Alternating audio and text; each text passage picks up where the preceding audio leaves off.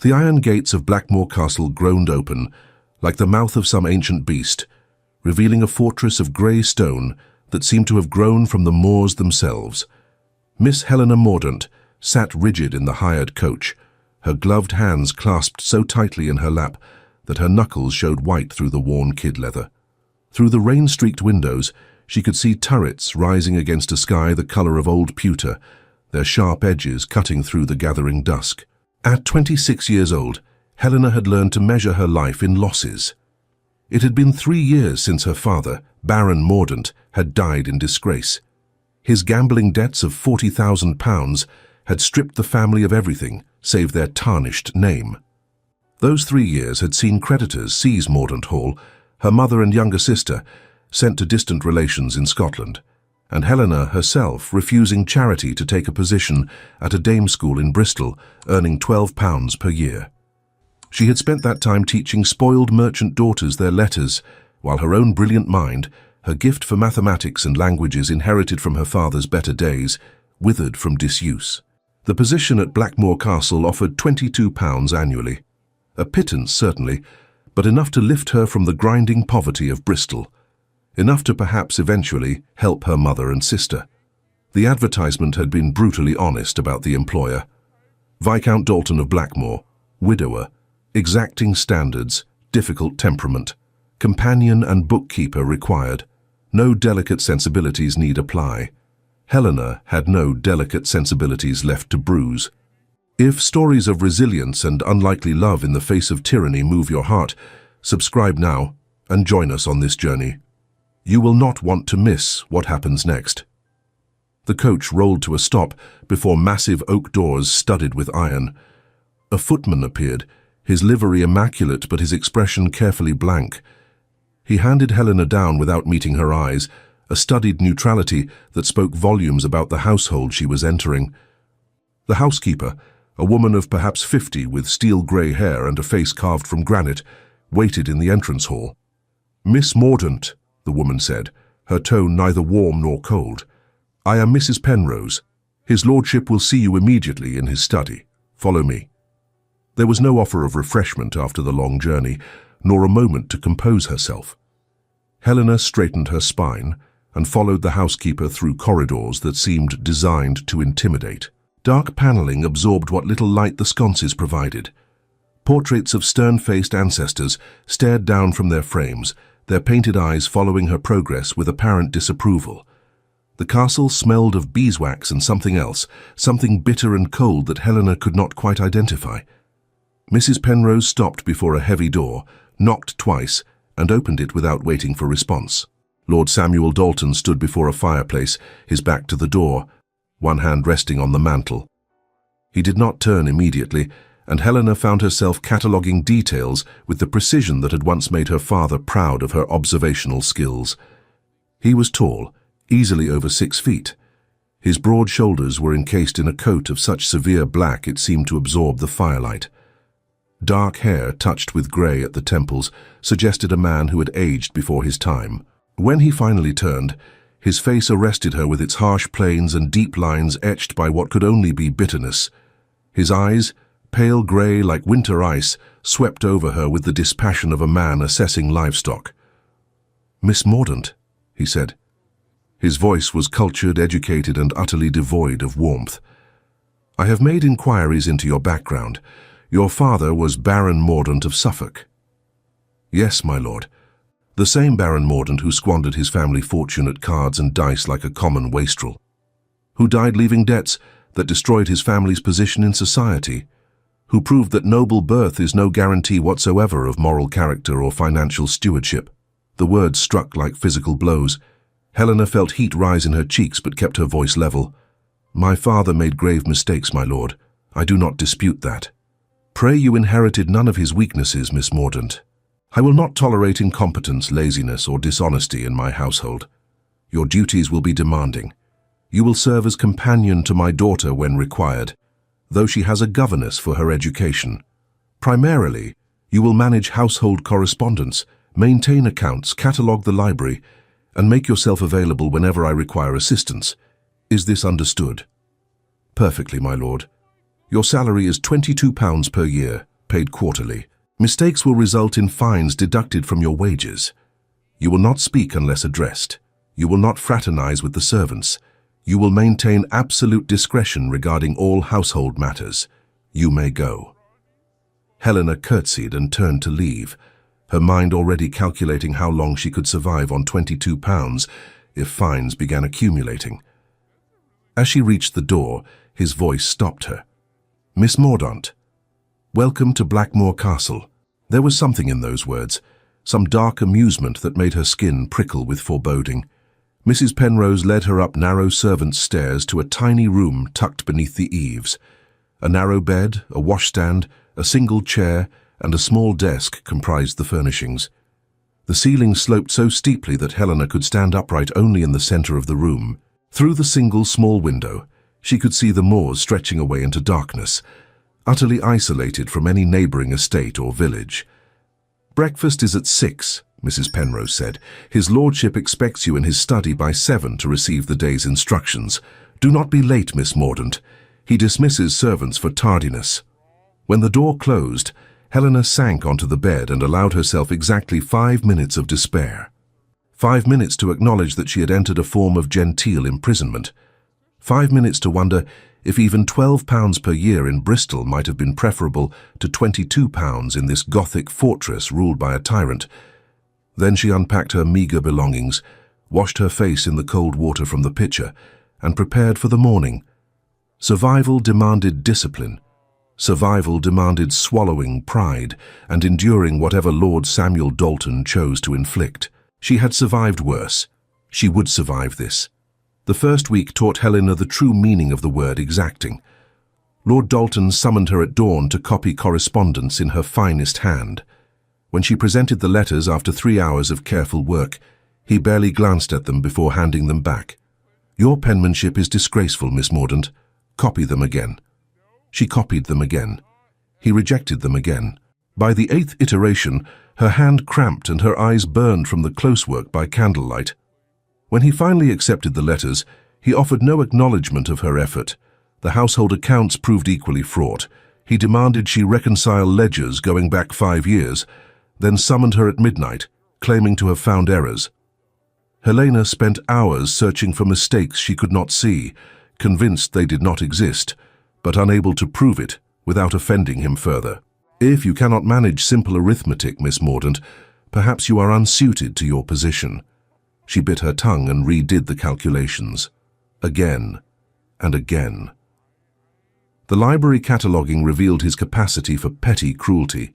He criticized her spelling, though every word was correct. He questioned her classifications, then changed his mind repeatedly about the system he wished implemented. He made her move heavy volumes from shelf to shelf, only to decide the original arrangement had been superior after all. Through it all, Helena remained silent, her face carefully composed, her responses minimal. She learned to anticipate his moods, to make herself small and unobtrusive, to endure the casual contempt he directed at her daily. But it was the treatment of his daughter that finally ignited the rage Helena had been suppressing. Lady Sophia Dalton was 9 years old, with her father's dark hair and a face that might have been lovely had it not been perpetually drawn with fear. Helena first encountered the child in the library, where Sophia had been locked as punishment for giggling during her lessons. "Inappropriate levity," the governess Miss Winters had explained, with pinched disapproval. "His lordship insists on absolute decorum." Through the locked door, Helena could hear soft crying. Her heart clenched. That evening, after her official duties ended, Helena retrieved a key from the housekeeper's ring while Mrs. Penrose attended to dinner preparations. She slipped into the library to find Sophia huddled in a window seat, her small body shaking with suppressed sobs. "Lady Sophia," Helena said softly, "I am Miss Mordaunt. I work for your father." The girl's head jerked up, terror flashing across her face. "Please do not tell Papa I was crying. He says crying is weakness. He will be so angry." Helena's fury at Lord Dalton crystallized into something hard and cold. She sat beside the child, maintaining a careful distance. "Crying is not weakness, my lady. It is simply what hearts do when they hurt. May I tell you a secret? Sophia nodded, eyes wide. I cry sometimes too. Usually at night, when no one can see, because I miss my family and because some days are very difficult. Does that make me weak? No, Sophia whispered. You seem very strong. Then perhaps we are both strong, and tears do not change that truth. It was the beginning. Over the following weeks, Helena found ways to offer the child small kindnesses, a book left in an accessible location, a quiet moment of conversation when the governess was occupied, lessons in astronomy, whispered through Sophia's bedroom window in the evenings, pointing out constellations while the household slept. Sophia began to blossom, showing glimpses of intelligence and humor that her rigid education had suppressed. She confided in Helena the depth of her misery, the constant fear of displeasing her father, the echoing loneliness of the vast castle. Mama left because I disappointed her, Sophia said one evening, her voice small. Papa told me so. He said if I had been a better daughter, she would have stayed. Helena's hands clenched into fists. Lady Cassandra Dalton had not left because of her daughter. The scandal had been the talk of London 5 years prior. The Viscountess had run away with an Italian artist, choosing passion over position, leaving behind a husband publicly humiliated, and a child who believed herself responsible for her mother's abandonment. Lord Dalton was using that child's grief as a weapon to ensure her absolute obedience. Helena's hatred of her employer, already substantial, deepened into something implacable. It was during her 3rd week at Blackmore that Helena's gift for mathematics led to her discovery. Unable to sleep, plagued by the day's humiliations, she had taken to reviewing the household accounts as an intellectual exercise. Numbers soothed her in ways that nothing else could in this wretched place. They were logical, predictable, honest, unlike the people who generated them. She was cross-referencing repair invoices against actual work completed when she noticed the first discrepancy. A bill for roof repairs on the East Wing, submitted by Mr. Cornelius Blackwell, the land steward, for £200. But Helena distinctly remembered Mrs. Penrose mentioning that the East Wing roof had been repaired the previous year. Curious now, she began examining older ledgers with systematic precision. The pattern emerged slowly, then with devastating clarity. False invoices for repairs never completed, inflated costs for materials, phantom vendors who existed only on paper, duplicate billing for the same services. Over and over, across 6 years of accounts, Mr. Blackwell had been systematically embezzling from the estate. Helena worked through the nights, her candle burning low as she documented everything. She created a comprehensive ledger of discrepancies, cross-referenced with dates and actual work completed. She traced the money through layers of false transactions, with the skill her father had once taught her during better days, when he had hoped she might help manage the family estates. The total staggered her. £15,000, stolen with such brazen confidence that it had hidden in plain sight, protected by Lord Dalton's grief-induced inattention to his own affairs. She compiled the evidence into a leather portfolio, organizing it with meticulous care. Every invoice, every receipt, every contradiction laid out in irrefutable sequence. When she finished 3 days later, she sat back and considered her options. She could present the evidence to Lord Dalton as a gesture of loyalty, hoping to win his favor. But Helena had no interest in his favor. His cruelty to her she could perhaps forgive as the product of his own pain. His systematic destruction of his daughter's spirit, she could not. She could leave the evidence anonymously and disappear. But cowardice had never been among her failings. No, she would expose the theft, and then she would leave this wretched place with her head held high, giving Lord Samuel Dalton one final truth that he could not ignore or dismiss. The universe provided her opportunity sooner than expected. The morning was unseasonably warm for September, with golden sunlight breaking through the perpetual grey. Helena, having completed her assigned tasks early for once, slipped into the gardens for a brief respite. To her surprise, she found Lady Sophia there, carefully untangling string for a kite the head gardener, Mr. Davies, had helped her construct. "Miss Mordaunt!" Sophia's face lit with genuine joy. "Mr. Davies said I might fly it if the wind is right. Will you help me?" Helena glanced toward the castle, saw no one watching, and made a decision. I would be delighted, my lady. They spent the next hour in the garden, Helena running with the kite while Sophia shrieked with laughter, the sound so pure and unrestrained that it seemed to transform the very air around them. The child's face glowed with happiness, all traces of fear temporarily banished. When the kite finally caught the wind and soared, Sophia clapped her hands with delight. "Look, Miss Mordaunt, look how high it flies." "Like your spirit, my lady," Helena said softly. "Given the chance, it soars." It was in this moment of triumph that Lord Dalton found them. His voice cut across the garden like a blade. "What is the meaning of this?" Helena turned to find him striding toward them, his face contorted with fury. Sophia's joy evaporated instantly, replaced by the familiar mask of terror. The child's hands dropped to her sides, her body going rigid. "Inside, now." He directed this at Sophia, who fled toward the castle without a backward glance, abandoning the kite to fall from the sky. Lord Dalton turned his wrath on Helena. "You forget yourself and your place, Miss Mordaunt. You were hired to perform specific duties, not to corrupt my daughter with frivolous entertainments." Something inside Helena snapped. 3 weeks of accumulated rage, of swallowed pride, of witnessed cruelty to an innocent child erupted. "Corrupt?" Her voice shook with fury. "I gave your daughter 1 hour of simple happiness, 1 hour of being a child instead of a frightened prisoner in her own home.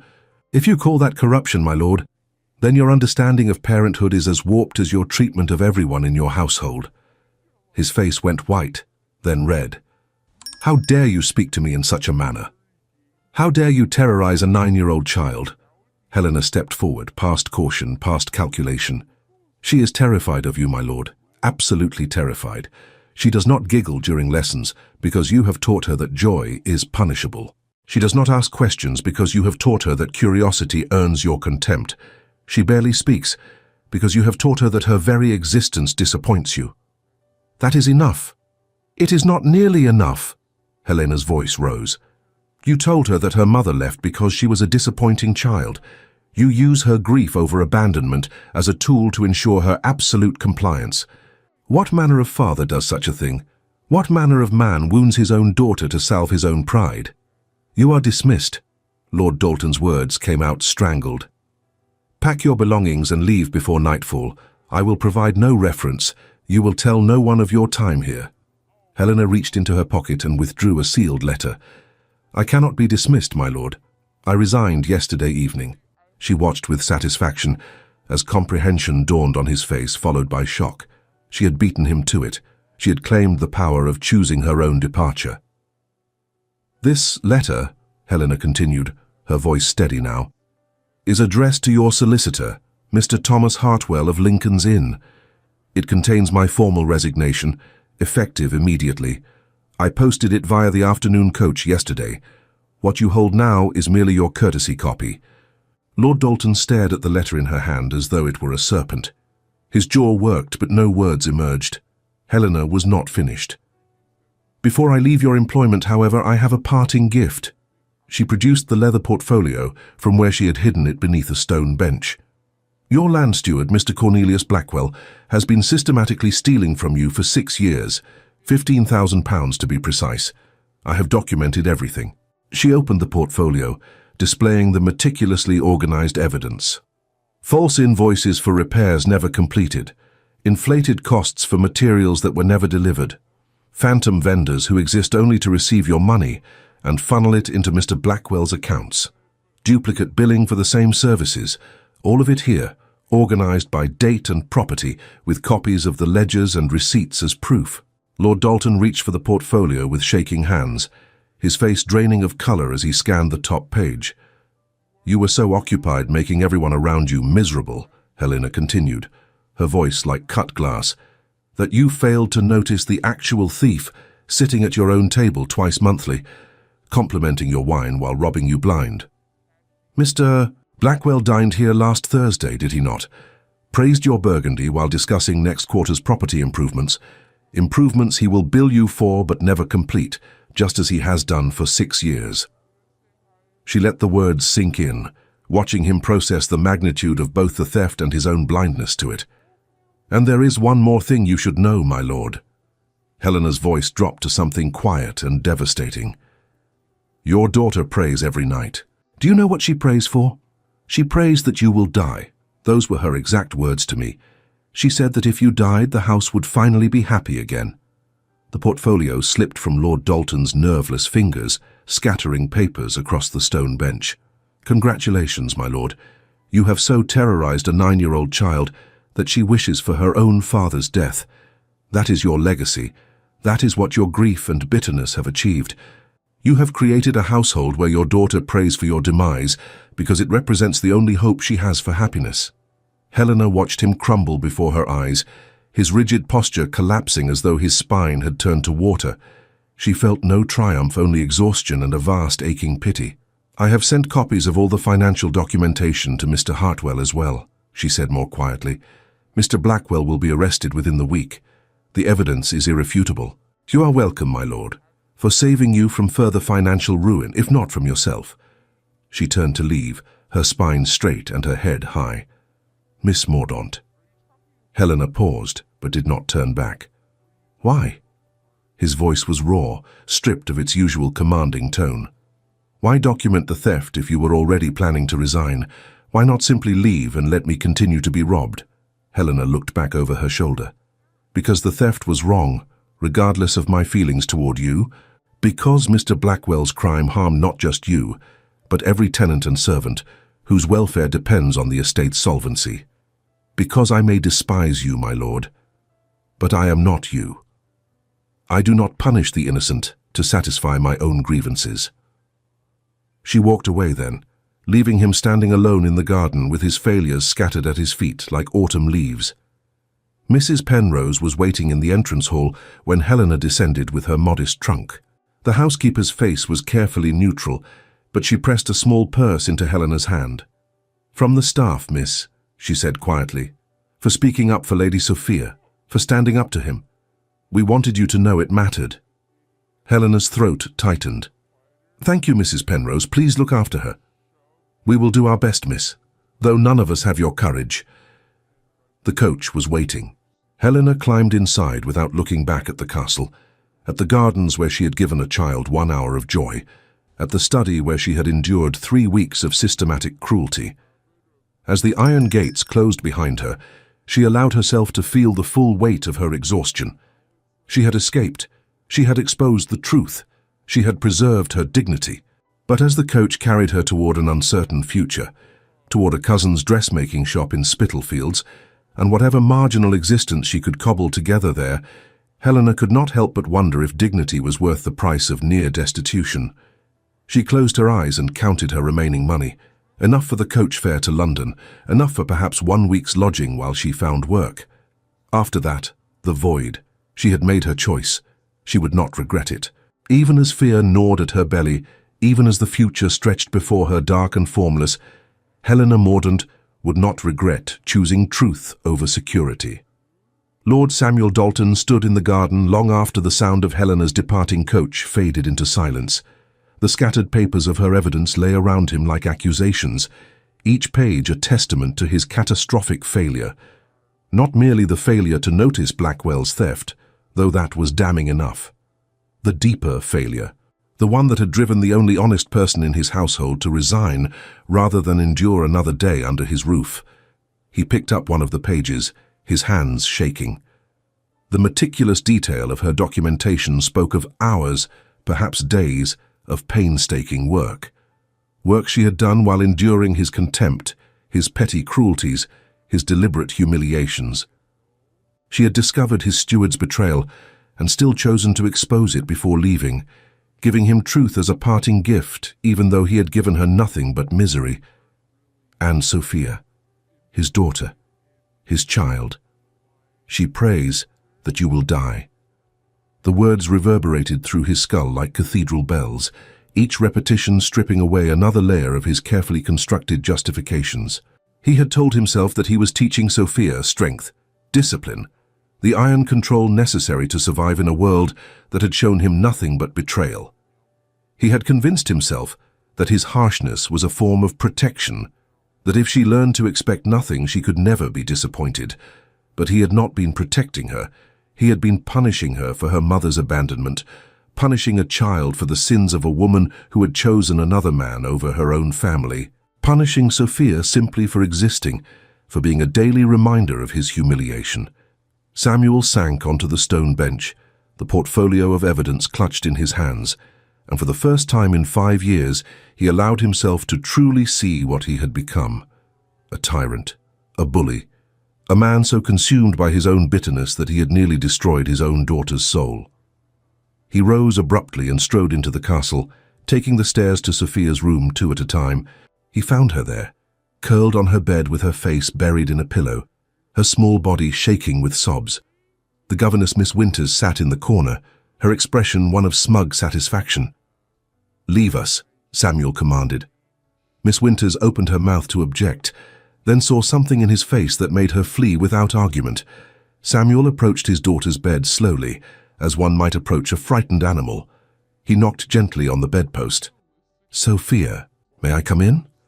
The child's head jerked up, her face swollen and wet with tears.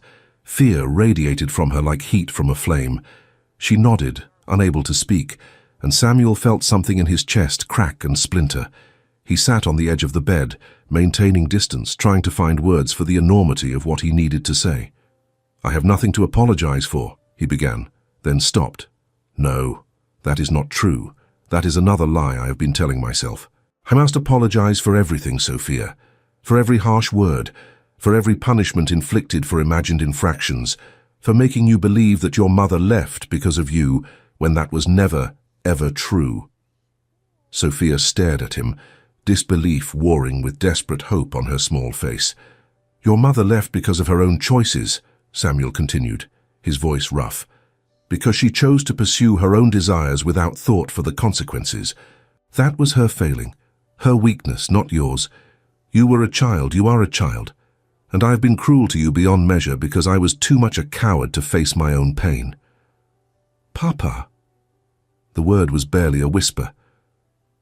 "I convinced myself I was teaching you strength," Samuel said, "but I was teaching you only fear, teaching you to suppress every natural joy, every moment of childhood wonder, because I could not bear to see happiness when I myself was so miserable. That was unconscionable, unforgivable." The tears came then, years of suppressed anguish pouring from Sophia in great wrenching sobs. Samuel gathered his daughter into his arms, holding her while she wept, his own tears falling into her dark hair. "I do not want you to die, Papa," Sophia gasped between sobs. "I just wanted you to love me. I just wanted you to be kind to me like Miss Mordaunt was. I just wanted you to see me." "I do see you," Samuel said, his voice breaking. "And I do love you. I have always loved you, even when I was too damaged to show it properly. Can you forgive me, sweetheart? Can you give me a chance to be the father you deserve?" Sophia clung to him, her small hands fisting in his coat, and nodded against his chest. They sat together for a long time, father and daughter, beginning the slow work of mending what had been so badly broken. In the days that followed, Samuel Dalton set about transforming his household with the same systematic precision Helena had used to document Blackwell's crimes. He summoned his solicitor, who confirmed that the evidence was indeed irrefutable. Cornelius Blackwell was arrested, tried and sentenced to transportation. The stolen funds, or what could be recovered of them, were returned to the estate coffers. Samuel raised wages for every servant, issued apologies to those he had mistreated, and dismissed Miss Winters, replacing her with a gentler governess who taught Sophia with patience and encouragement. He spent hours with his daughter each day, learning who she was beneath the fear he had instilled. He discovered that she was clever, kind, possessed of a quick wit and a fascination with the natural world that he had never allowed her to explore. But through all these changes, through every improvement he implemented, Samuel could not stop thinking about Helena Mordaunt. She haunted him, not merely with guilt, though that was substantial. She haunted him with the memory of her fierce dignity, her refusal to be broken despite everything he had done to demean her. She had endured 3 weeks of systematic cruelty and emerged with her integrity intact, her courage undiminished. She had documented his steward's betrayal not for personal gain, but because it was the right action. She had defended his daughter at the cost of her own position because the child's welfare mattered more than her own security. Everything he had done to her, every humiliation he had inflicted, she had met with quiet strength, until the moment she chose to speak, and then her words had been like a surgeon's blade, cutting away the rot of his self-deception with brutal precision. He needed to find her, to apologize properly, to make amends if such a thing were even possible. Samuel hired an inquiry agent, a discreet man named Mr. Robert Finch, who specialized in locating missing persons. It took 3 weeks of searching, but Finch finally traced Helena to a dressmaking establishment in Spitalfields, one of London's most wretched neighborhoods. The report Finch provided made Samuel's blood run cold. Helena was working 14 hours daily for £6 per year, sleeping in a boarding house infested with bedbugs and rats, destroying her hands with endless stitching by inadequate candlelight. The dressmaker who employed her, a Mrs. Grimsby, was known for exploiting desperate women, extracting maximum labor for minimum wage. Samuel departed for London immediately. He found the dressmaking shop on a narrow street thick with coal smoke and human misery. The building leaned as though exhausted by its own existence. Through the grimy window, he could see rows of women hunched over their work, their faces grey with fatigue. Helena sat near the back, her chestnut hair escaping from its pins, her grey eyes focused with desperate concentration on the tiny stitches she was setting into a cream-coloured gown. Her fingers moved with mechanical precision, but Samuel could see the toll the work was taking. Her hands were red and swollen. Her shoulders curved inward as though trying to protect herself from the world. He pushed open the door. The bell announced his arrival with a jangling discord. Every head turned toward him, the obvious wealth of his attire drawing stares from the exhausted seamstresses.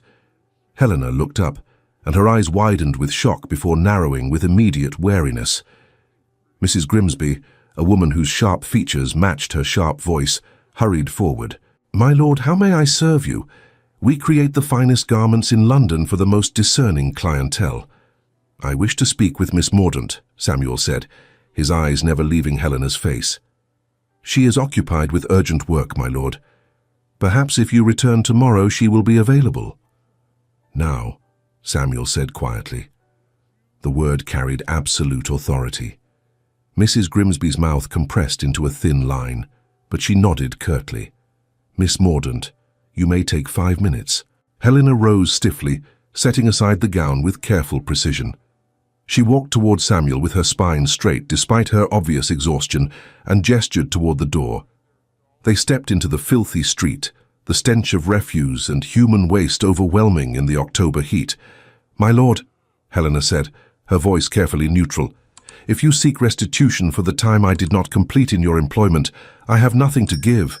"I came to apologize," Samuel interrupted, "for my treatment of you, for the cruelty I inflicted, for every humiliation, every petty abuse of power, every moment I made you feel small and worthless, when the truth was that you possessed more integrity in your smallest finger than I have demonstrated in years."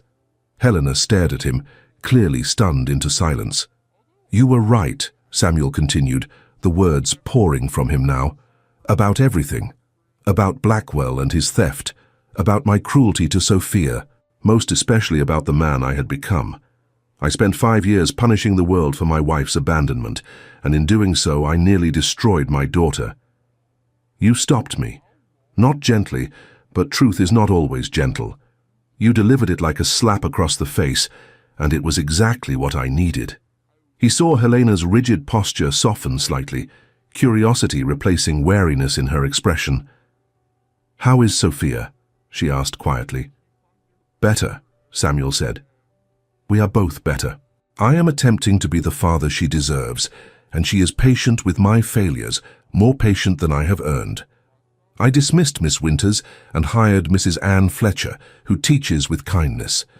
Sophia is learning astronomy properly now, not just through whispered lessons at her window. She asks about you repeatedly. She misses you." A muscle worked in Helena's jaw, and Samuel saw the sheen of unshed tears in her eyes before she blinked them away. "The evidence you compiled led to Blackwell's arrest," Samuel continued. "He was tried, convicted, and transported to Australia. The Crown recovered most of the stolen funds. Your work saved the estate from continued losses that might have eventually bankrupted us entirely." "I am glad," Helena said simply, "which brings me to my purpose beyond apology." Samuel drew a breath, aware that what he was about to propose might be rejected, that he had no right to expect anything from this woman after what he had done to her. "I need a governess for Sophia, someone to oversee her education, manage her schedule, ensure her well-being, someone she already trusts, who has demonstrated genuine care for her welfare despite personal cost." He saw Helena's eyes narrow with suspicion. "I am offering you the position," Samuel said. £200 per year. Complete authority over Sophia's education and all household matters as they pertain to her care. Comfortable quarters in the family wing, not the servants' attic. Adequate staff to assist you. And my guarantee, given as a gentleman, that you will be treated with the respect both your position and your person deserve." Helena's laugh was short and bitter. "Why, my lord? Why make such an offer?" "Because you deserve better than this." Samuel gestured at the squalid street, at the dressmaking shop with its grinding poverty. "Because my daughter needs you. Because I need you, though not as a secretary or bookkeeper. I need someone in my household who will tell me when I am wrong, who will hold me accountable to being the man I am trying to become. I need you to be my conscience, Miss Mordaunt." "That is quite a burden to place on an employee, my lord."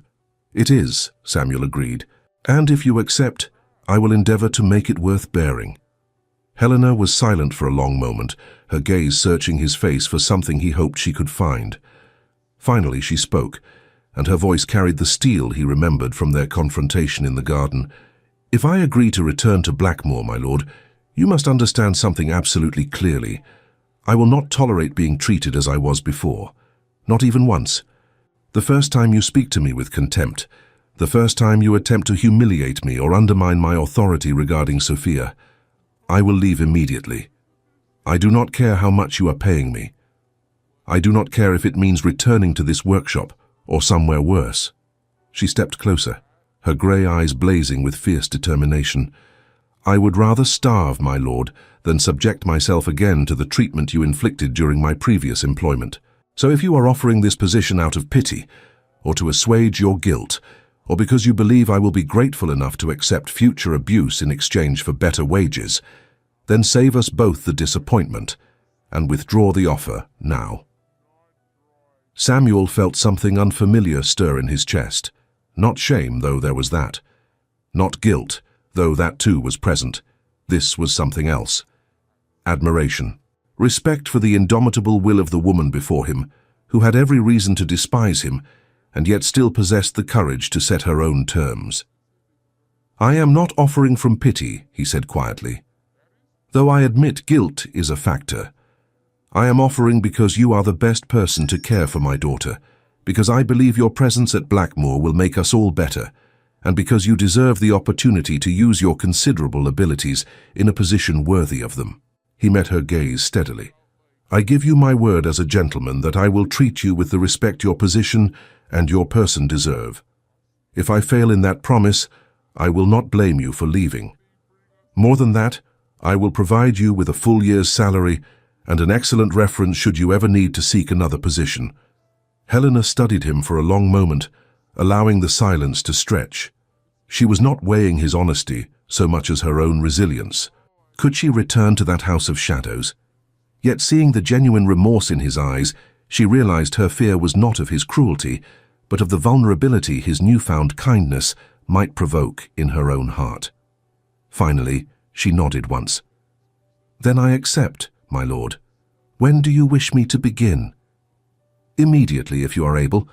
I will settle your account with Mrs. Grimsby and arrange transport back to Blackmoor." Helena's expression softened just slightly. "Then I will collect my belongings. They will not take long to pack." She turned to go, then paused. "My lord, thank you for the apology, for the opportunity. I hope we can both prove worthy of this second chance." "As do I, Miss Mordaunt," Samuel said. "As do I." The return to Blackmoor Castle bore no resemblance to Helena's first arrival.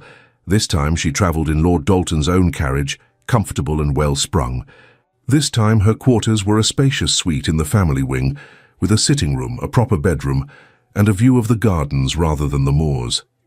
This time, when she descended to the entrance hall, it was to find Sophia waiting with barely contained excitement. "Miss Mordaunt!"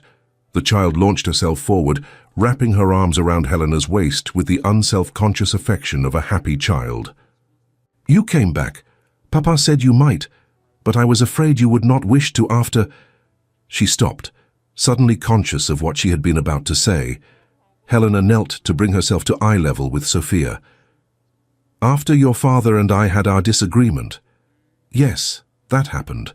But people can change, my lady. And your father has convinced me that he is genuinely attempting to be better. Should we give him the chance to prove it?" Sophia nodded vigorously. "He is different, Miss Mordaunt. He truly is. He listens now. He laughs sometimes. He let me have a telescope and we watched the stars together last week, and he did not scold me once for asking too many questions." Helena felt her throat tighten. She rose and looked at Lord Dalton, who stood watching the exchange with an expression of such naked hope that it transformed his harsh features into something almost vulnerable. "Then I am very glad I returned," Helena said softly. The months that followed brought transformation to Blackmore Castle that would have seemed impossible to the broken household Helena had first encountered. She took charge of Sophia's education with enthusiasm, expanding the curriculum far beyond the rigid limitations Miss Winters had imposed. They studied mathematics and languages, history and literature, astronomy and natural philosophy. Helena discovered that her young charge possessed a brilliant mind, eager for knowledge, a kind heart, and a resilient spirit that had survived her father's cruelty remarkably intact. Lord Dalton kept his promise. He treated Helena with unfailing courtesy, consulting her on matters relating to Sophia, deferring to her judgment on educational decisions, and maintaining appropriate professional boundaries. But Helena noticed other changes as well. He spent hours with his daughter, taking her riding across the moors, reading to her in the evenings, attending her lessons when his schedule permitted. The harsh lines of his face gradually softened. His rare smiles, when they came, illuminated his features with unexpected warmth. Helena found herself watching him more than she should. She noticed the way his hands moved with decisive grace when he reviewed documents. She observed how he listened to the concerns of his tenants with genuine attention, implementing improvements to their cottages and fields. She saw him in unguarded moments with Sophia, his expression tender with the love he was finally learning to express. And she felt her own carefully guarded heart begin to betray her. It started with small things, the way her pulse quickened when he entered a room, the consciousness of his presence even when she was not looking at him, the pleasure she took in his rare words of approval, the warmth that bloomed in her chest when he smiled at something Sophia said, his eyes crinkling at the corners with genuine amusement. Helena recognized the danger. She was the governess. He was the Viscount. Any feelings beyond professional respect were both inappropriate and futile. She had seen enough of the world to know that men of his station did not form attachments to women of hers, not honorable attachments at any rate. She would be a fool to allow herself to hope. But the heart, Helena was discovering, cared very little for the dictates of reason. Lord Dalton, for his part, found himself equally confounded by his growing feelings for his daughter's governess. He told himself that his interest was merely gratitude for the transformation she had wrought in his household, that his awareness of her was simply appropriate appreciation for her considerable abilities, that the way his heart lifted when she entered his study to discuss Sophia's progress was entirely professional in nature. He was lying to himself, and he knew it. Helena Mordaunt had somehow become essential to his existence. Her quiet intelligence challenged him. Her fierce protectiveness of Sophia touched something deep in his chest. Her refusal to tolerate his worst impulses kept him honest in ways nothing else could. And her beauty, which he had failed to notice during his determined cruelty, now seemed impossible to ignore. The way afternoon light caught in her chestnut hair. The expressive quality of her grey eyes, which could convey warmth, humour, or withering disapproval with equal eloquence. The grace of her movements, the music of her voice when she read to Sophia. He was falling in love with her, and the realization terrified him. It was Sophia who forced the issue, as children so often do. 3 months after Helena's return, the child asked with the blunt directness of youth, "Papa, will you marry Miss Mordaunt?" Samuel, who had been reviewing correspondence, nearly dropped the letter he was holding. "What manner of question is that?" "A sensible one, I think," Sophia said, her expression serious. "You like her very much. I can tell because you smile more when she is nearby, and she likes you too, though she pretends not to notice when you look at her." "Mrs. Penrose says you moon about like a lovesick calf, though I'm not entirely certain what that means.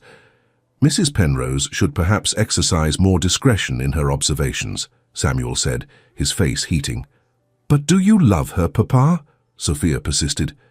"Because I love her very much. She is kind and patient and makes me feel safe, and I think she would make you happy, which you deserve to be after being so sad for so long." Samuel set aside his correspondence and pulled his daughter onto his lap, marveling at how natural the gesture had become. "I do care for Miss Mordaunt deeply, but there are complications, sweetheart. I treated her very badly when she first came to Blackmore. She has every reason to think poorly of me." "Then you must apologize again and convince her otherwise," Sophia said, with the confidence of a child who had recently experienced the power of genuine contrition. "And perhaps bring her flowers. Miss Mordaunt likes the roses from the south garden." Samuel laughed despite himself. "You have been planning this campaign quite thoroughly, I see." "Someone must," Sophia said primly. "You are both being quite silly about the entire matter." But approaching Helena proved more difficult than Samuel had anticipated. He found himself tongue-tied in her presence, fumbling for words like a boy experiencing his first infatuation. Every carefully prepared speech fled his mind the moment her grey eyes met his. He brought her the roses from the south garden, muttering something incoherent about appreciation for her work with Sophia.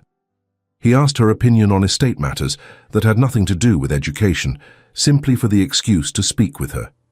He found reasons to linger when she brought Sophia to bid him good night, treasuring the domestic warmth of these evening moments.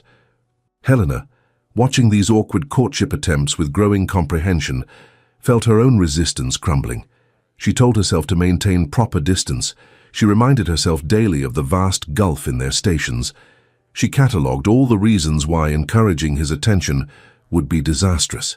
But when he looked at her with such tentative hope in his grey eyes, when he brought her roses because his daughter had mentioned she admired them, when he listened to her opinions as though they genuinely mattered to him, Helena found it increasingly difficult to protect her heart.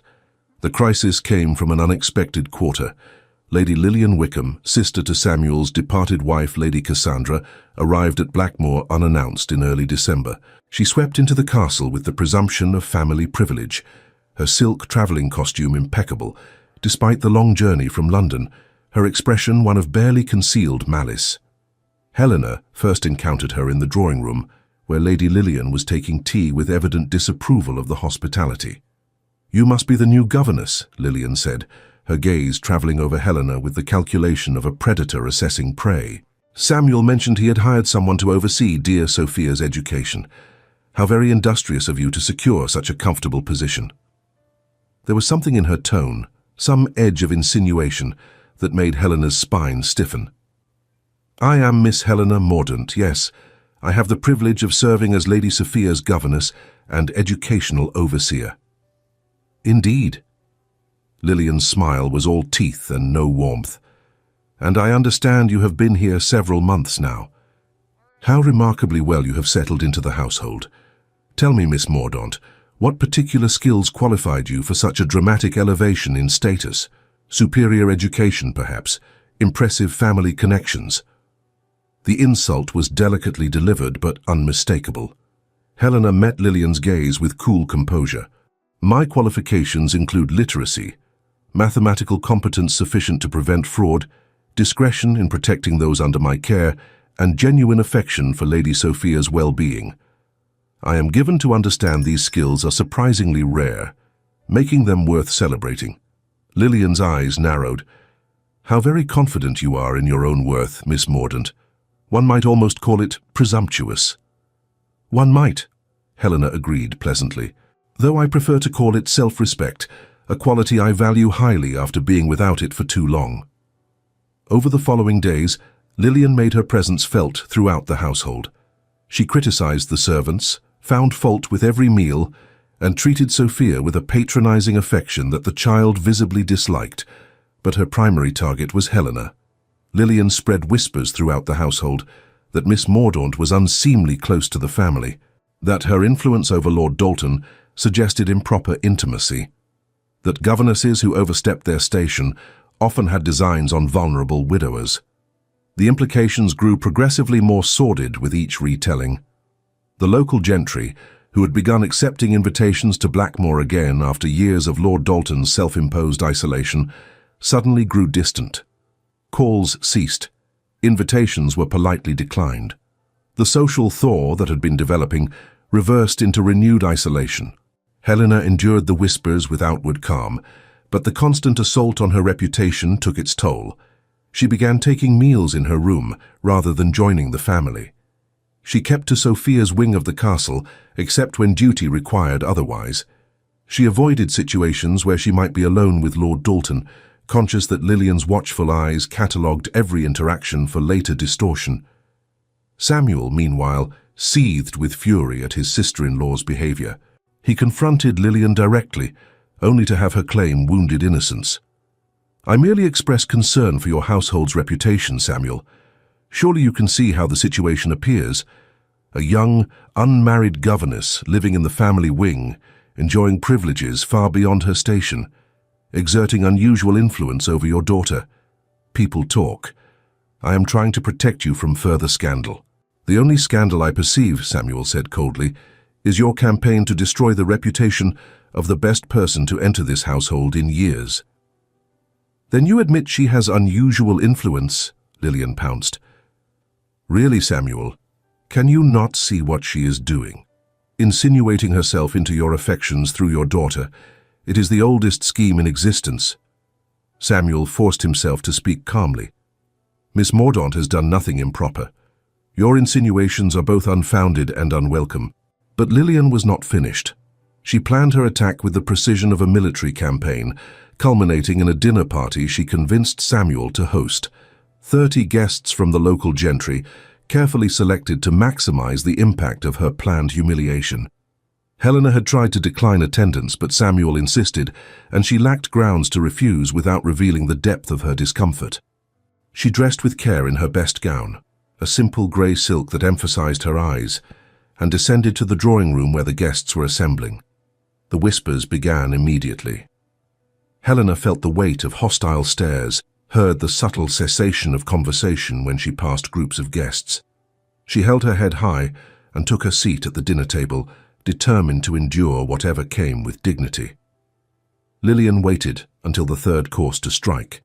"Miss Mordaunt," she said, her voice carrying clearly in the sudden silence, "it is quite gratifying to see how far you have risen in such a short time, from governess to virtual family member.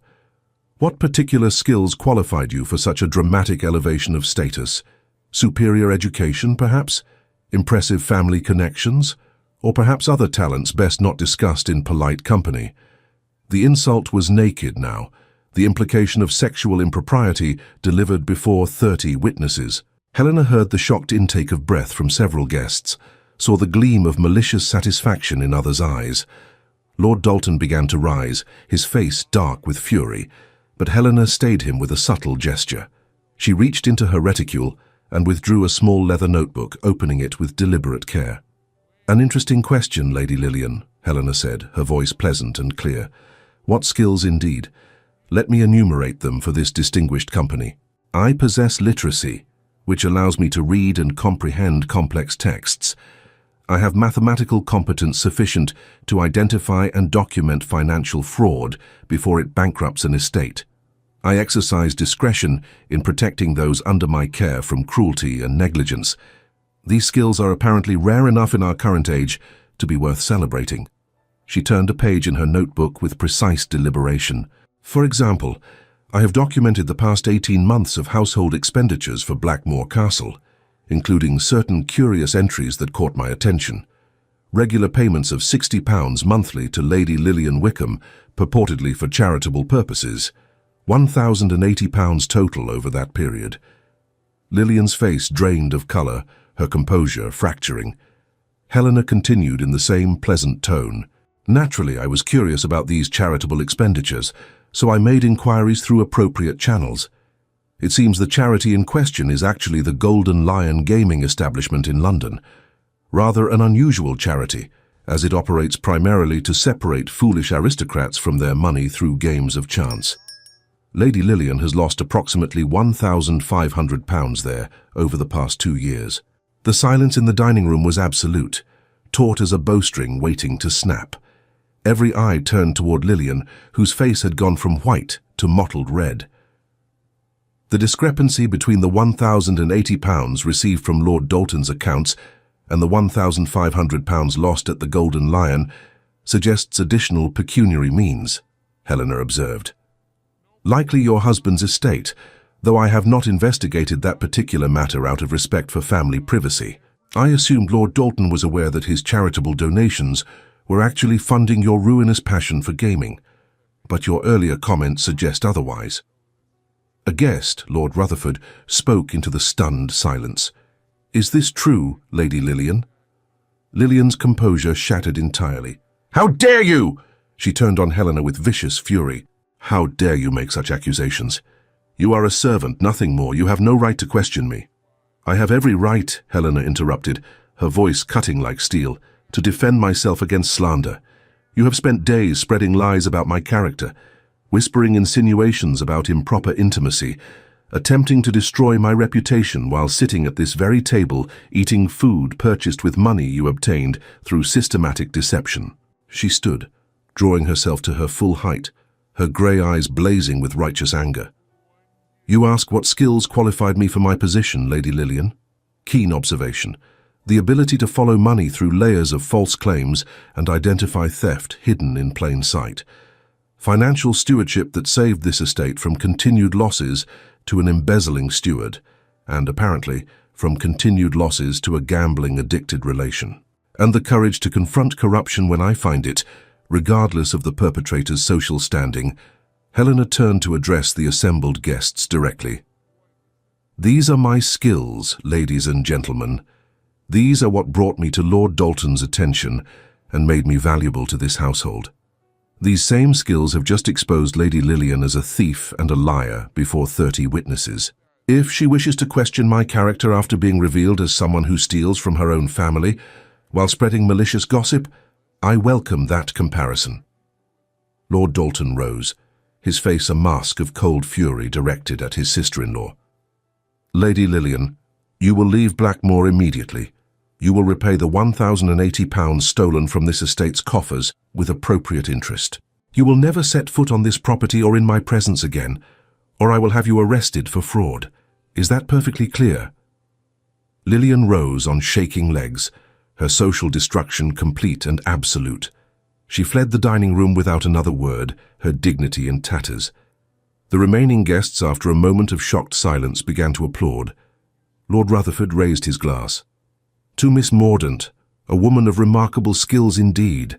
May we all have such capable defenders of truth in our households. The toast was echoed around the table. Helena sat down on trembling legs, her heart pounding, and met Lord Dalton's eyes across the table. His expression held such admiration, such pride in her courage, that she felt heat rise in her cheeks. The vindication was complete.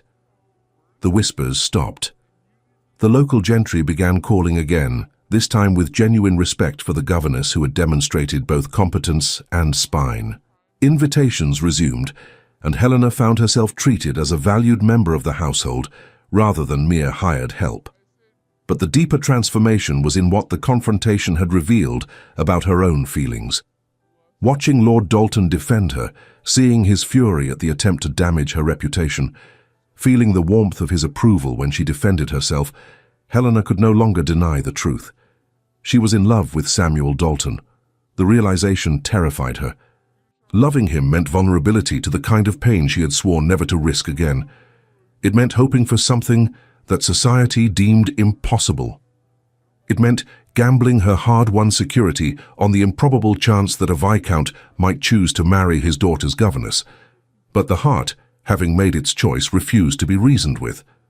Samuel, for his part, had watched Helena destroy Lillian's attack with a combination of awe and fierce pride. The woman he loved, because he could no longer deny that he loved her, had just demonstrated the steel beneath her dignified exterior. She had defended herself with precision and courage, turning the assault back on her attacker with devastating effectiveness. He wanted to marry her. The realization was not new, but watching her command the room with such authority crystallized his determination. He would court her properly. He would convince her that his regard was genuine, that he treasured not merely her skills but her spirit, her fierce integrity, her indomitable will. He would prove himself worthy of her. The courtship that followed was conducted with the intensity of two people who had already seen each other at their worst and chosen to move forward regardless. Samuel brought Helena roses from the South Garden weekly. He sought her opinion on estate matters that extended far beyond Sophia's education. He read poetry aloud in the library, while she sat nearby with her needlework, both of them pretending the activity was coincidental rather than deliberately arranged. Helena allowed herself to hope. She accepted the roses with growing warmth. She offered her insights freely, discovering that Samuel genuinely valued her intelligence. She lingered in the library long past any reasonable excuse, treasuring the domestic intimacy of their evening readings. Sophia watched these developments with the satisfaction of a successful matchmaker and dropped increasingly unsubtle hints about weddings and stepmothers. It was on a December evening, 3 years after Helena's first arrival at Blackmore, that Samuel finally found the words that had eluded him for months. They were in the library, the fire crackling in the hearth, Sophia long since in bed. Helena was reading while Samuel pretended to review correspondence, but actually spent his time watching the firelight play across her features. "Helena," he said softly. She looked up, and the warmth in her eyes made his heart stutter. "Yes, my lord." "I wish you would call me Samuel." "That would be highly improper, my lord." "Then I shall have to make it proper." Samuel set aside his papers and moved to kneel beside her chair. "Helena Mordaunt, I am aware that I have no right to your favorable regard after the cruelty I inflicted when we first met. I am aware that the difference in our stations makes this presumptuous, but I have discovered that I am utterly incapable of maintaining honorable separation from the woman I love." Helena's breath caught. Her book slipped from nerveless fingers. "I love you," Samuel continued, taking her hands in his. "I love your courage, your fierce integrity, your refusal to tolerate injustice even when it costs you dearly. I love the way you have transformed my daughter from a frightened child into a confident young woman. I love the way you have transformed me from a bitter tyrant into someone who might possibly deserve happiness." Tears spilled down Helena's cheeks. "Samuel." "I know I am asking you to risk much," Samuel said. "Society will not look kindly on a viscount marrying his daughter's governess. There will be talk, possibly scandal. But I am asking anyway because I cannot imagine my future without you in it. Will you marry me, Helena? Will you be my wife, Sophia's mother, the mistress of Blackmore Castle and of my heart?" Helena slid from the chair to kneel facing him, their hands still clasped. "I love you too," she whispered. "Despite every rational reason not to, despite the impossibility of it, despite the risks. I love you, Samuel Dalton, and yes, I will marry you." Their kiss was tentative at first, then deepening into something profound and precious. When they finally drew apart, both were laughing through tears. "Sophia will be insufferably pleased with herself," Helena said. "She has earned the right," Samuel replied. "She has been campaigning for this outcome since approximately your second week back at Blackmore." They married quietly in the castle's chapel 3 months later. Sophia, now 12 years old, served as maid of honor with solemn importance. The local gentry attended in force, their initial skepticism transformed into genuine approval when they witnessed the evident devotion between bride and groom.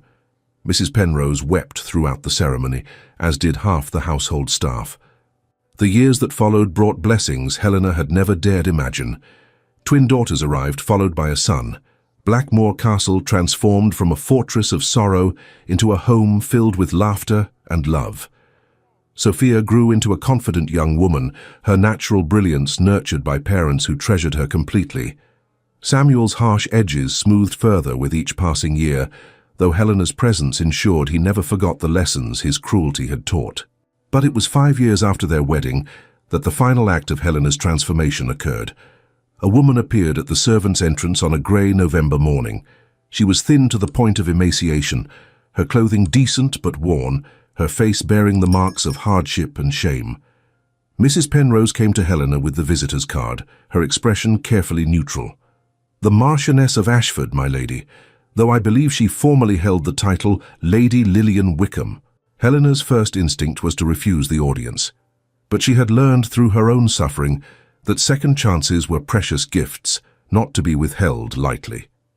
She received Lillian in the morning room, noting the changes 5 years had wrought.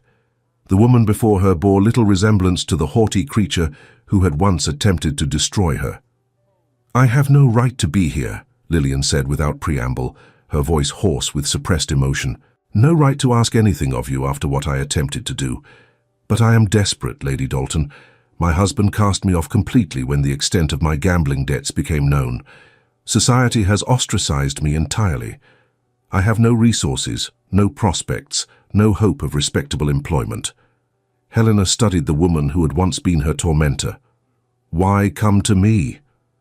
"Because you showed me mercy once before, when you might have demanded legal prosecution for my theft. Because you are said to be kind to those in desperate circumstances. Because I have nowhere else to go." Lillian's voice broke. "I am asking for any position in your household. Scullery maid, laundress, anything. I will work for room and board alone if necessary. Please." Helena was silent for a long moment, memories of her own desperation in that Spitalfields dressmaking shop rising vividly. She had been saved by Samuel's willingness to look beyond her pride and offer a second chance. How could she do less for another woman, even one who had wronged her? "I will offer you a position in the still room," Helena said finally.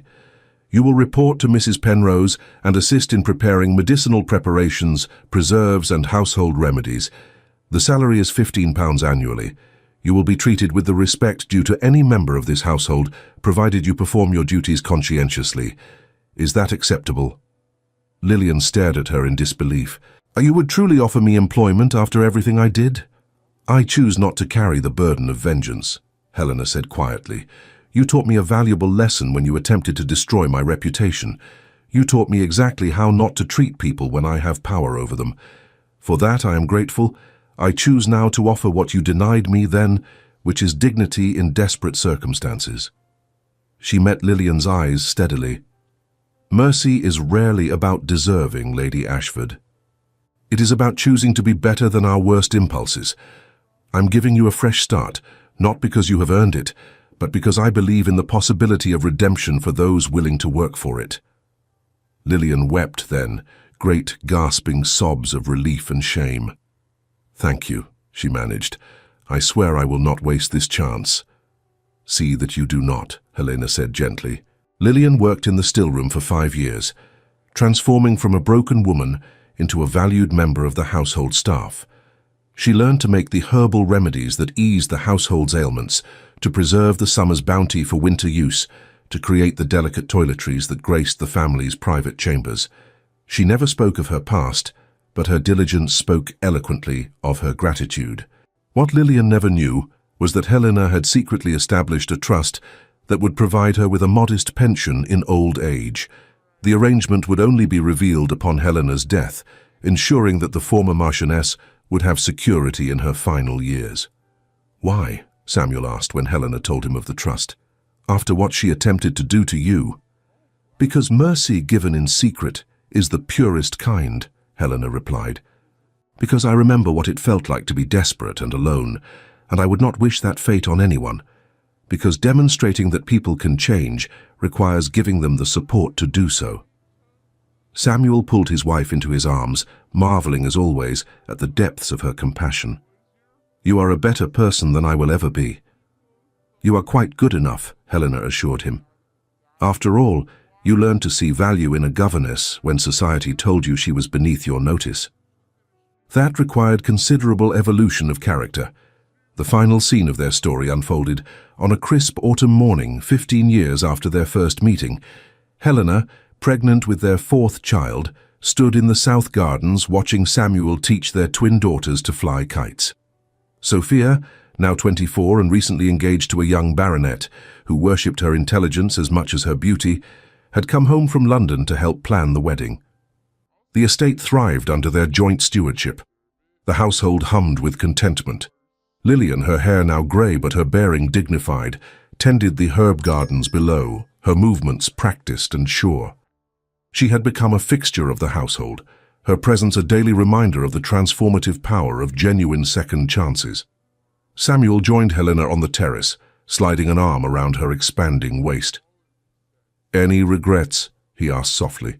Helena leaned into his embrace, watching their daughters shriek with laughter as their kites soared. "Not one," she said firmly. "Every hardship, every humiliation, every impossible choice led me here. To you, to our children, to this life I love with every fiber of my being. How could I regret the journey when the destination is this perfect?" She turned to look up at him, her grey eyes bright with unshed tears of joy. "So you gave me a second chance when I had nothing left to offer but my dignity and my skills. You saw value in me when I could barely see it in myself. You taught me that people can change, that love can grow in the hardest soil, that redemption is always possible for those willing to fight for it." Samuel kissed her forehead gently. "You taught me the same, my love. You taught me that cruelty is a choice, and kindness is the braver path. That second chances are precious gifts not to be wasted. That the deepest love grows not from easy circumstances, but from choosing each other daily, despite our flaws and failures." They stood together watching their family, their household, their hard-won happiness spread before them like a feast. Below in the gardens, Lillian looked up and caught Helena's eye. She raised one hand in a small wave, a gesture of acknowledgement and gratitude. Helena waved back, her heart full. The greatest revenge, she had learned, was rising so far above one's enemies that they became irrelevant. But the greatest victory was choosing kindness anyway, offering second chances freely, and building a life so rich with love that past sorrows faded into insignificance beside present joy. She had been Miss Helena Mordaunt, daughter of a disgraced baron, governess at £22 per year, woman with nothing but her dignity and her courage. Now she was Viscountess Dalton, beloved wife, cherished mother, the heart of a household transformed by her fierce compassion.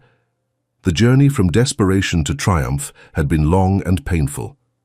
But standing in her husband's arms, surrounded by the family they had built together, Helena Mordaunt Dalton knew with absolute certainty that every step had been worth taking. For this, for love, for the radical act of choosing mercy over vengeance, hope over bitterness, and joy over sorrow. Always and forever for this. Thank you so much for staying with us until the end.